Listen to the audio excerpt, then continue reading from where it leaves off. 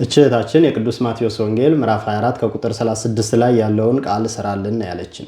በዚህ ቃል ብዙ ሰው ሲሰናከልና ሌላ ሰው ሲያሰናክልበት እንመለከታለን። እናንተም እስከ መጨረሻው ስሙትና ለሌሎች ይደርስ ዘንድ ሼር፣ ኮፒ ሊንክ አድርጉ። እንደዚሁም ደግሞ ኮሜንት ላይ አንድ የመጽሐፍ ቅዱስ ጥቅስ አሊያም ደግሞ ጥያቄ ካላችሁ ጥያቄ ያስቀምጡልኝ። ካልሆነ ደግሞ ሐሳብ አስተያየታችሁ እንድጽፉልኝ እጠይቃችኋለሁ። ቀጥታ ወደ ቃሉ እንሂድ። ጌታችን መድኃኒታችን ኢየሱስ ክርስቶስ የመምጣቱ ዋዜማ ላይ የሚሆኑ ምልክቶችን ዘርዝሮ ከተናገረ በኋላ ሰማይና ምድር ያልፋሉ ቃሌ ግን አያልፍም ካለ በኋላ እንዲህ የሚል ቃል ተናግሮ ነበር። ስለዚያች ቀንና ስለዚያች ሰዓት ግን ከአባት ብቻ በቀር የሰማይ መላእክትም ቢሆኑ ልጅም ቢሆን የሚያውቅ የለም ይላል። በዚህ በመነሳት ልጅም ቢሆን የተባለው ወልድ ነው። ስለዚህ ወልድ ሁሉም ነገር አያውቅም ብለው የሚከራከሩ ሰዎች አሉ። ጌታችን መድኃኒታችን ኢየሱስ ክርስቶስ በማቴዎስ ወንጌል ምዕራፍ 22 ከቁጥር 29 ላይ መጽሐፍትና የእግዚአብሔርን ኃይል አታውቁምና ትስታላችሁ እንዳለ በዚህ ቃል ብዙ የሚስቱ ሰዎች እንመለከታለን። ጌታችን መድኃኒታችን ኢየሱስ ክርስቶስ ሁሉም ነገር አዋቂ እንደሆነ መጽሐፍ ቅዱስ ይነግረናል። የዮሐንስ ወንጌል ምዕራፍ 21 ከቁጥር 17 ላይ የሐዋርያት አለቃ ቅዱስ ጴጥሮስ ጌታ ሆይ አንተ ሁሉን ታውቃለህ ነው ያለው። ሁሉም ታውቃለህ። ጌታችን መድኃኒታችን ኢየሱስ ክርስቶስ የማያውቀው ነገር የለም፣ ሁሉም አዋቂ ነው።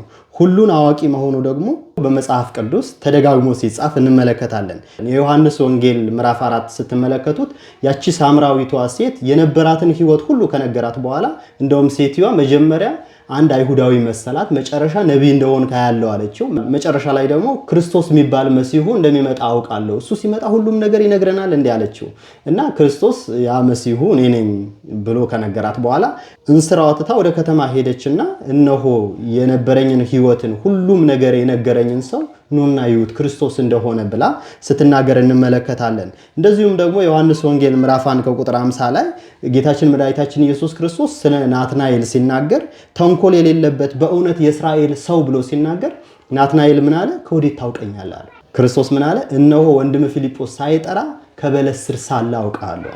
ኢየሱስ ክርስቶስ ናትናኤልን እንደሚያውቀው ሲናገር እንመለከታለን። እንደዚሁም ደግሞ የቅዱስ ሉቃስ ወንጌል ምዕራፍ 7 ከቁጥር 39 ላይ ለምጻሙ ስምዖን ክርስቶስ ወደ ቤቱ ጋብዞት ነበረ እና ያቺ ማርያም በእንተፍረት የምትባለዋ ሴት ደግሞ እነሆ ክርስቶስ ለምጻሙ ስምዖን ቤት ከገባማ እኔ ኃጢአተኛው ይምረኛል ብላ ውድ የሆነ ሽቶ ገዝታ ይዛ ሄዳ ሽቶውን ላዩ ላይ አርከፍክፋበት እግሩን በእንባዋን አጥባው በፀጉሯ ስታብሰው እነሆ በዛ ጊዜ የጠራው ፈሪሳዊ ስምዖን ደግሞ እንደዚህ አለ፣ ይህ ነቢይ ቢሆን ኖሮ እቺ ሴት ማን እንደሆነች ባወቀ ነበረ። እቺ ሴት እኮ ኃጢአተኛ ነች ብሎ በልቡ አሰበ ይላል። በልቡ ያሰበውን ሐሳብ ክርስቶስ አወቀና ምሳሌ መስሎ ስምዖንን ሲናገረው ትመለከታላችሁ። በአንደኛ ነገሥት ምዕራፍ 8 ከቁጥር 40 ላይ አንተ ብቻ የሰውን ልጆች ሁሉ ልብ ታውቃለህ ይላል። ታዲያ አንተ ብቻ ከእግዚአብሔር በስተቀር የሰው ልቦና የሚያውቅ የሚመረምር የለም። ክርስቶስ ግን በሰዎች ልቦና የነበረውን የሰው ልጆችን ያስቡት የነበረው ነገር ማንም ሳይነግረው ያውቅ እንደነበረ በመጽሐፍ ቅዱስ በጣም በተደጋጋሚ ቦታ ተጽፎ እንመለከታለን። አይደለም ክርስቶስ በሰው ልቦና ውስጥ ያለው ይቅርና በባህር ልብ በአሳ ሆድ ውስጥ ምን እንዳለ የሚያውቅ አምላክ ነው። ማቴዎስ ምዕራፍ 17 ከቁጥር 27 ላይ ጴጥሮስን ወደ ባህር ሂድ፣ መቃትህን ጣል፣ የምታወጣውን አሳ ሆዱ ክፈተውና 2 ስታቴክስ ታገኛለህ ሲለው እንመለከታለን። ስለዚህ በባህር ውስጥ በአሳ ሆድ ውስጥ ምን እንዳለ የሚያውቅ አምላክ ነው ኢየሱስ ክርስቶስ። እንደዚሁ ደግሞ ማቴዎስ ቤተክርስቲያን የተባለው ሐዋርያው ቅዱስ ጳውሎስ ወደ ቆላስያስ መልእክቱ ምዕራፍ 1 ከቁጥር 16 ላይ ስትመለከቱ ሁሉም በእርሱና ለእርሱ ተፈጥሯል ይላል። ሁሉም በእርሱ አለ በማ በክርስቶስ ኢየሱስ ሁሉም ለእርሱ አለ። ለምን? ለአንክሮ፣ ለተዘክሮ፣ ለምስጋና፣ ለውዳሴ በክርስቶስ ኢየሱስ እንደተፈጠሩ ለሱ እንደተፈጠሩ እንመለከታለን።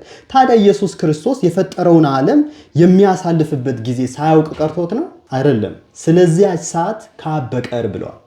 አብ ካወቀው የአብ ዕውቀት የወልድም ዕውቀት ነው።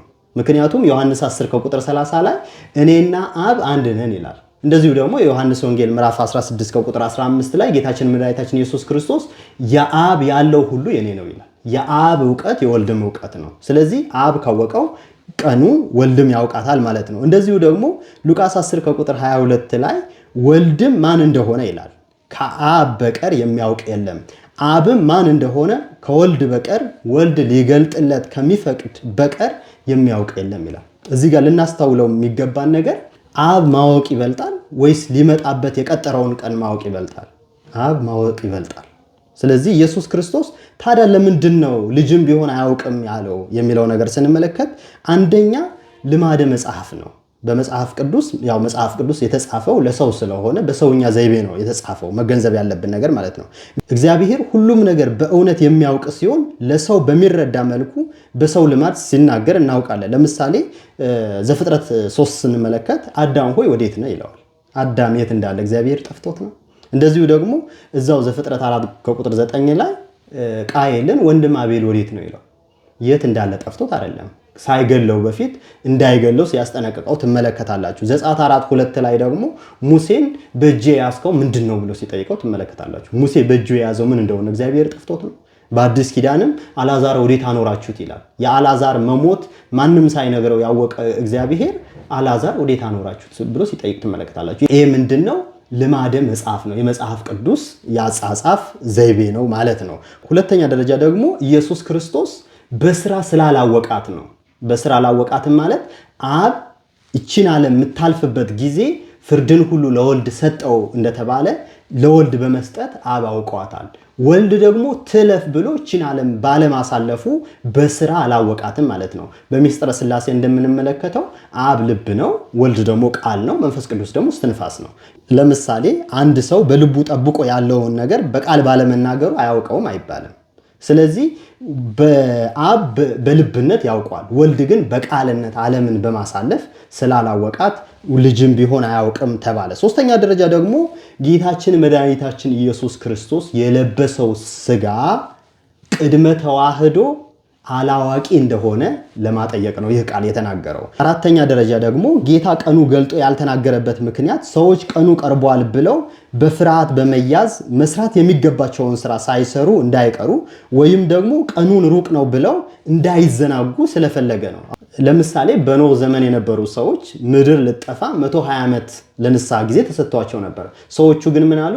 100 ዓመት እንብላበት፣ እንጠጣበት፣ እንጨፍርበት፣ እንጋባበት፣ እንዘሙትበት፣ 20 ዓመቱ ደግሞ ንስሐ እንገባበታለን ነበር ያሉት። የሰው ልጆችም ጊዜውን ወይም እቺ ዓለም የምታልፍበት ጊዜ ክርስቶስ ቢነግር ኖሮ እንደፈለገን እንሆንና በዚህ ጊዜ ንስሐ እንገባለን ይሉ ነበር። አሁን ለምሳሌ ወጣትነት ዘመናችንን ተመልከቱት። በወጣትነት ዘመናችን ምን ሞት ስለማይመስለን ንስሐ ሸምገል ስንል ያኔ እንደርስበታለን እንደምንል ማለት ነው። ጊዜውም እንደዚህ ብናውቀው ኖሮ እንደዚህ ማለታችን አይቀርም ነበር። ስለዚህ ጌታችን መድኃኒታችን ኢየሱስ ክርስቶስ እሱ ራሱ እችን ዓለም የፈጠራት እሱ ነው።